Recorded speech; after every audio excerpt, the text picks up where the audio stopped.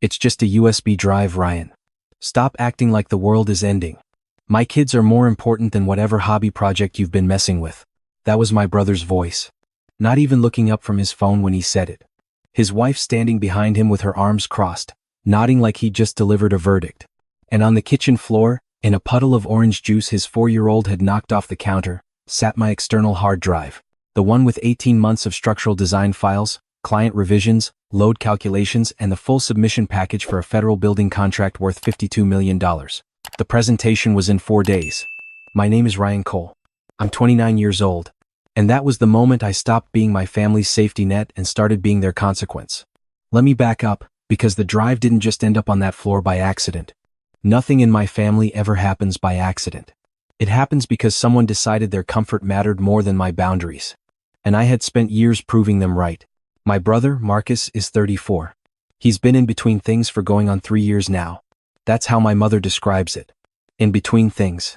Like he's on a leisurely walk between 2 successful chapters of his life, not unemployed with a wife, 2 kids, and a temperament that treats every room he enters like he owns it. When his landlord declined to renew his lease 18 months ago, my parents called me, not asked. Called. The way you call a plumber when a pipe bursts. Ryan, Marcus needs a place. Just for a few months. You have that second bedroom. You know how he is? I did know how he was. That's exactly why I hesitated. But my mother has a way of making hesitation feel like cruelty, so I said, fine. A few months. 18 months later, Marcus, his wife Dana, and their 2 boys were still in my second bedroom, their toys scattered across my living room, Dana's skincare collection taking over my bathroom counter, and my monthly grocery bills somehow tripling without anyone mentioning it. I paid the mortgage on this house. I paid the utilities. I bought the furniture. I kept the internet running and the subscriptions active and the refrigerator stocked. And every time I tried to have a conversation about a timeline, about a plan, about anything that resembled forward motion, Marcus would say something like, I thought family didn't put price tags on each other, and my mother would call the next day to tell me I was being cold. So I stopped having that conversation. I just kept paying and kept working. Because the work was the one part of my life they hadn't figured out how to reach yet. I'm a structural engineer. I work independently now, after 5 years at a mid-size firm where I learned the industry and saved enough to go out on my own. My specialty is designing load-bearing systems for public infrastructure. Which sounds dry until you realize what it actually means: bridges, federal courthouses, government facilities. The contracts are enormous and the competition is brutal, but when you win big. For the past 18 months, every spare hour I had that wasn't consumed by Marcus's chaos went into one proposal. A new regional federal building in Denver. $52 million in structural engineering scope. The kind of contract that doesn't just pay bills, it builds a career. I kept my work files on an encrypted external drive that I backed up through a sync protocol I had set up through my firm's server. Every night, when the drive was connected to my home network, it mirrored automatically to a secure cloud partition that only I had access to. I never advertised this. It wasn't a secret exactly, just a habit. Engineers build redundancy into everything they design. It made sense to do the same with my work. The drive itself sat on my desk in the corner of the living room I'd converted into a workspace. I had asked Marcus multiple times to keep the kids out of that corner. Multiple times, I had moved things out of reach, installed a low shelf specifically to keep the equipment elevated, put a small sign on the monitor that said work equipment. Please do not touch. Dana had taken the sign down because she said it made the room feel like an office. That morning I had come downstairs early to run final checks on the submission package. The boys were already awake and tearing through the living room. Marcus was on the couch. The drive was in its usual spot, plugged in, syncing.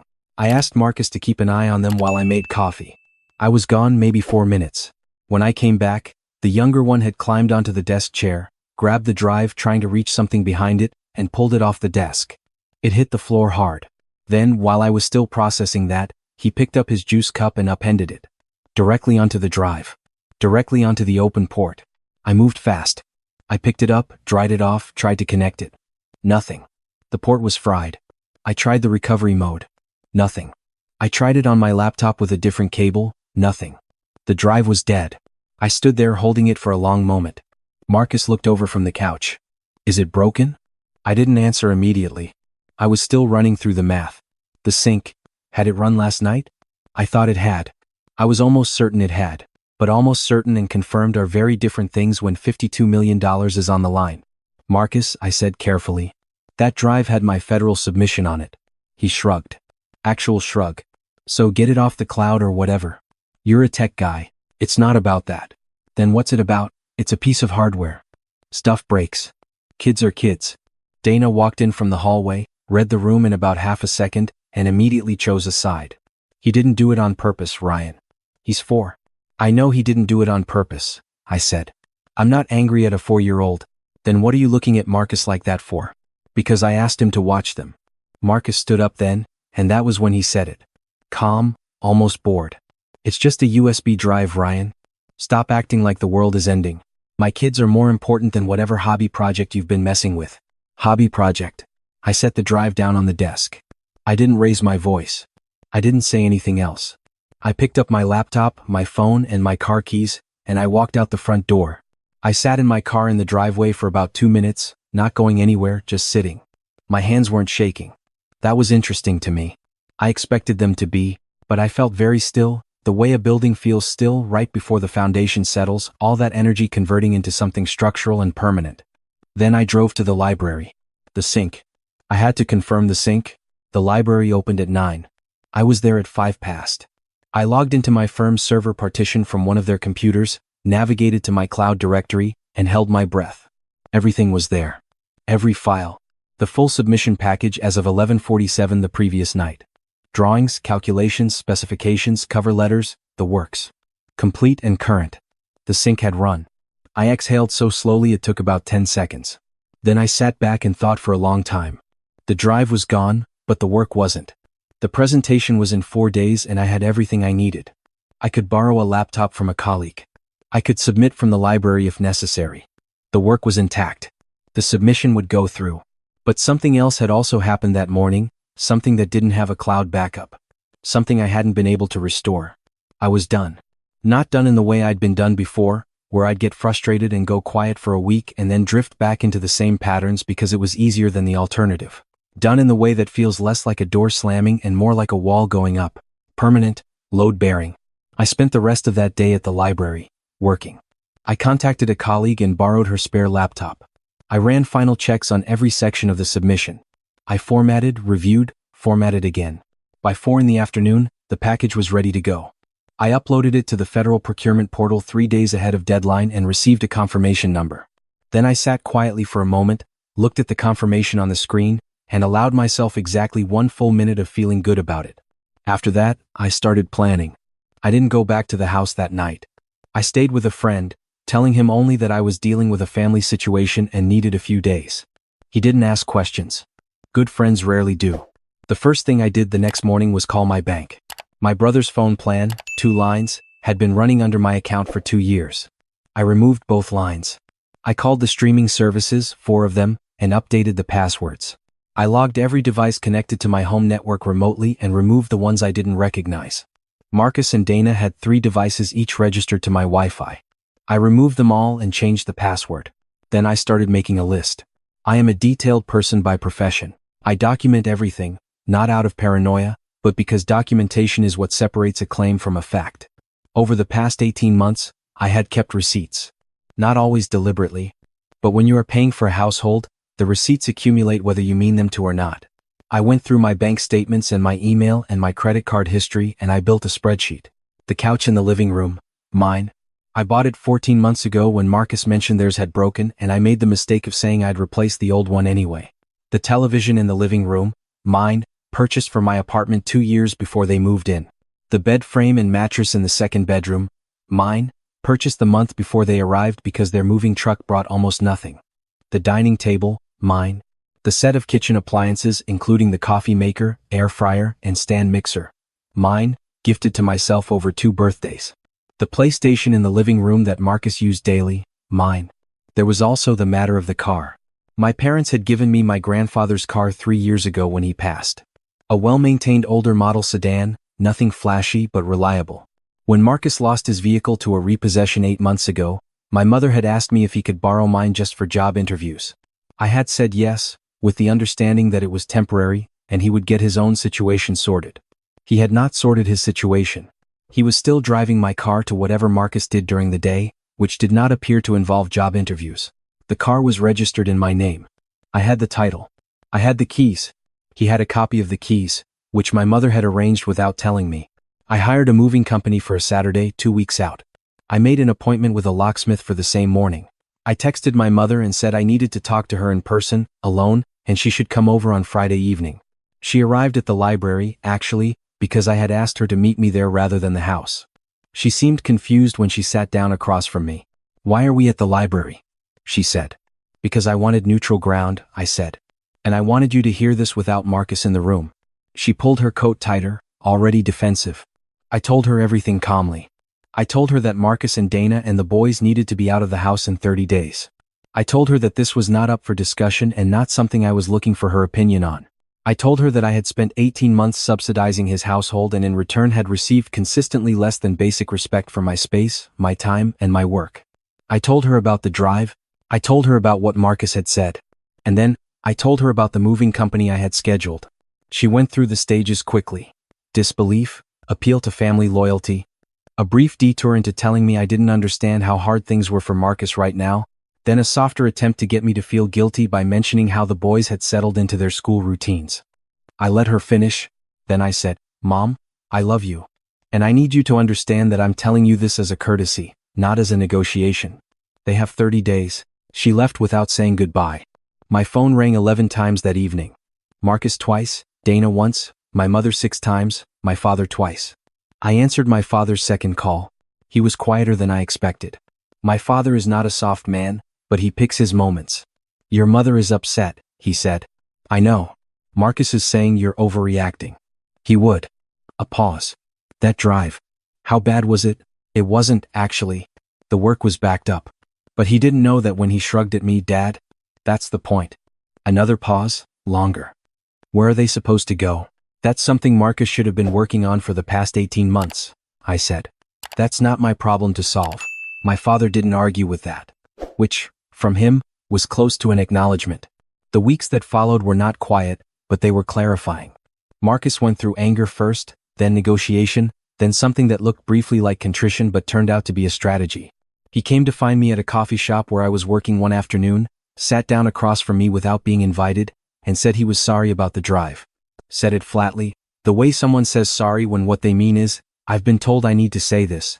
Then he pivoted immediately to asking whether the 30-day notice was really necessary, whether we could work something out, whether family didn't count for something. I looked at him for a moment. "When your son knocked that drive on the floor and you shrugged at me," I said, "was that family counting for something?" He didn't have an answer for that. 30 days, I said, and went back to my work. The federal submission result came back during the 3rd week. I was sitting in my car eating lunch when the email arrived. I read it twice to make sure I was reading it correctly. My proposal had been selected for the shortlist. I had been invited to present to the project board the following month. I sat very still for a moment. Then I called my colleague, the one who had lent me the laptop, and told her. She screamed loud enough that I had to hold the phone away from my ear. That same week, I had also been in conversations with a firm called Meridian Structural Group. They were mid-sized, well-regarded, and expanding their federal contracts practice. We had been in preliminary talks about a consulting partnership, the kind of arrangement where I would maintain my independence while bringing my contracts under their umbrella in exchange for access to their resources and reputation. The conversations had been going well.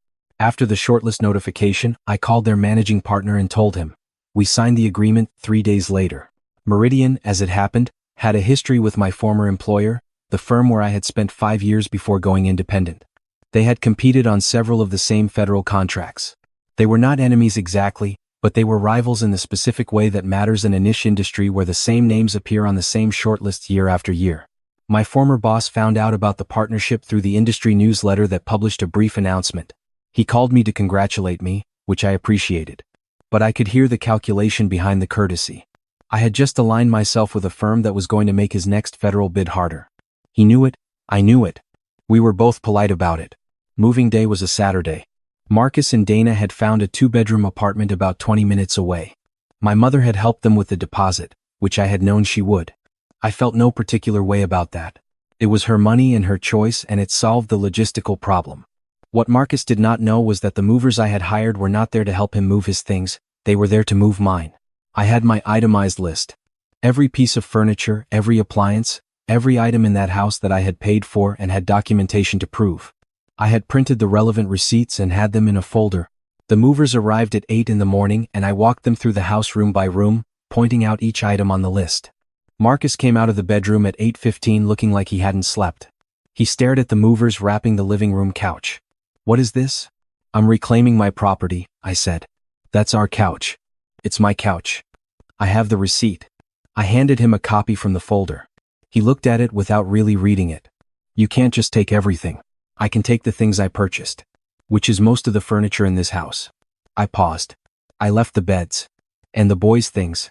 I'm not interested in making this hard on them." Dana appeared in the hallway, took in the scene, and immediately started calling my mother. I let her. My mother called my phone and I let it go to voicemail. My mother called again. Voicemail. The couch left. The television left. The dining table left. The kitchen appliances left. The living room was stripped to the walls by 10 in the morning.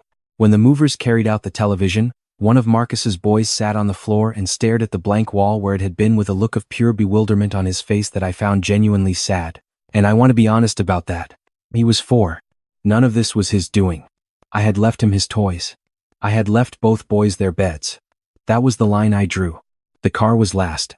I had called a locksmith the day before, and he had changed my spare key so Marcus's copy would no longer work. I walked out to where my car was parked in the street, got in, and drove it around to a storage facility 3 blocks away where I had rented a space for the month. Marcus would need to arrange his own transportation. That was, again, something he should have been arranging for 8 months. He called me 9 times between 10 and noon. I answered the 9th. "You took everything," he said. His voice had lost the performance of it. He just sounded tired. "I took what's mine. Where are we supposed to sit? Dana needs the car for the boys." "Dana can rent a car, Marcus. That's what rental cars are for." "Ryan, I'll tell you what I told Mom," I said. "This isn't revenge. This is just me stopping. Stopping paying, stopping enabling, stopping covering. Whatever was mine is back with me. Whatever was yours, which wasn't much, I left for you." He was quiet for a moment. "I did apologize. About the drive. You apologized the way you do everything," I said. "Going through the motions to get to the outcome you wanted. I don't need that kind of apology." I heard him exhale. Then he said, lower, "I know I've taken advantage." That surprised me. I didn't say anything for a moment. "I know I have," he repeated. I always figured you could handle it." "You always handled it." "That's not the same as it being okay," I said. He didn't respond to that. We stayed on the line for another few seconds in silence, and then I said, "Get settled. Handle your situation. I'll be here if you ever want to have a real conversation." And I hung up. My mother called 40 minutes later. I answered because I had decided I would. "You stripped the house," she said. "I recovered my property. Those are children, Ryan." "I left everything the children need," I said. "I left their beds, their toys, their clothes. I took a couch and a television and a table, which are things for adults. Dana and Marcus are adults. They can buy adult furniture. With what money? That is genuinely not my problem, Mom. And I say that with love, because I have spent 18 months treating it as my problem and what I got in return was my life's work called a hobby project, while it sat in orange juice on my floor." A long silence. "Your brother didn't mean it like that. Then he should have said something that meant something different." She went quiet again. Then softer, "I'm not trying to defend him. I know he's difficult.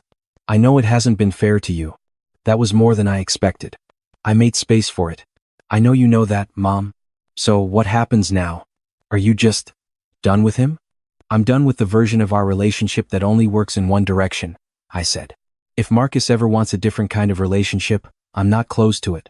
But I'm not going to stand still and let him walk across me to get to wherever he's going." She didn't have an answer for that. We said a careful, reserved goodbye and she hung up. The week after moving day, I gave notice on my home. I had already found a new apartment, a smaller one. Just mine. In a building that had a proper workspace setup and was 15 minutes from the Meridian offices. I didn't need a 4-bedroom house.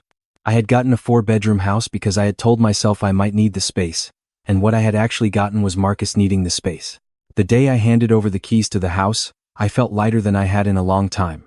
The board presentation for the federal contract came 3 weeks later. I walked in with a complete package, a printed copy of every relevant specification, and a digital presentation running on my laptop, backed up on 2 separate drives and accessible through my cloud partition. 3 redundancies.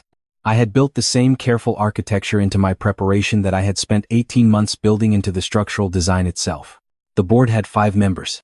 2 of them asked technical questions that went deep into load distribution methodology, the kind of questions that separate people who read proposals from people who actually understand them. I answered everything. By the end, one of the members, a senior facilities officer, said something I wrote down afterward because I wanted to remember it. "You clearly know this building better than anyone else in that stack." The formal notification came 11 days later. My proposal had been selected. $52 million. My name on the contract. Meridian as the structural partner. Everything I had spent 18 months building, intact, confirmed, moving forward.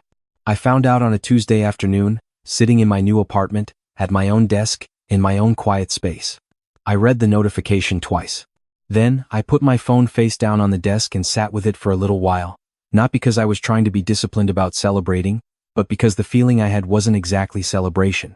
It was something more like recognition. The work had always been good enough. It just needed room to breathe.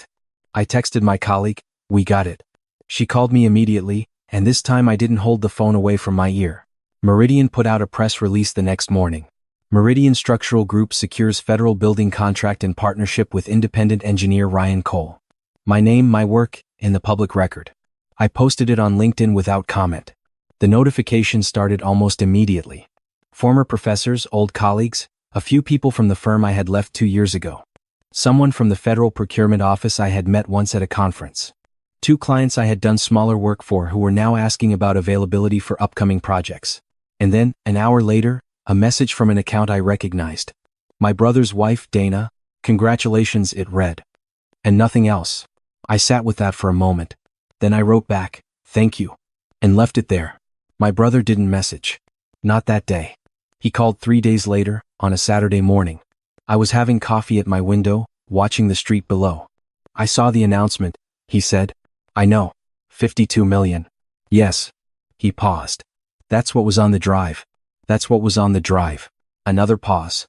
And in it I could hear him doing the math, running through the morning in the kitchen. His shrug, what he had said. "Hobby project." "I was wrong to say that," he said finally.